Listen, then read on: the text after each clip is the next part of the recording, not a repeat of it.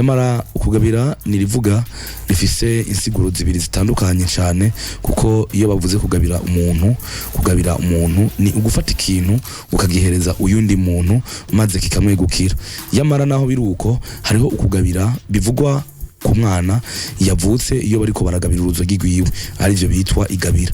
Umwana rero mwiyo nyina mutuye aho baraheza bakamukora mu kanwa hama bagaca bagabira impundu zikavuga. Mu kugabira rero haba hariho mukecuru yamuvyaje hama agafata uruzogi rero rw'umwana ngo akarugera kwivi ry'umwana hama akarukamira agatubika umuhivu hamwe ivi yagera no kuvuga rero kwisono ryago agafata udutamu tw'inkenganya canke tw'igikorogoto dushika 8 afata kamwe agera arekeza asubira kandi agera arekeza ashitse rero ku ka 8 akakagenesha gwa ruzogi muri munsi y'urutubitswe ko muhivu.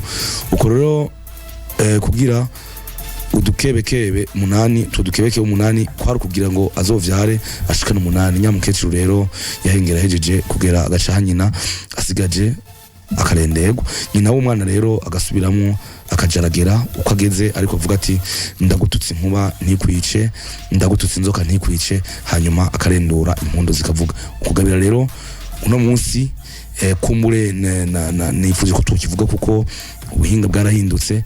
Uno munsi umwana aravukira kwa muganga akaza uruzogi bamaze kurugabira.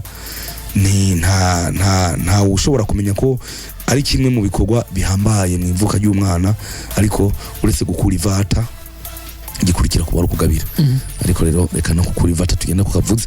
Gukura ivata ni hajya umwana akogwa mu kanwa akivuka kugira ashobore kurira ugambere. Nico gituma umuntu avuga cyane uza wumva bavuga ngo ujya muntu barakuye ivata. Kazoza FM, be your own boss.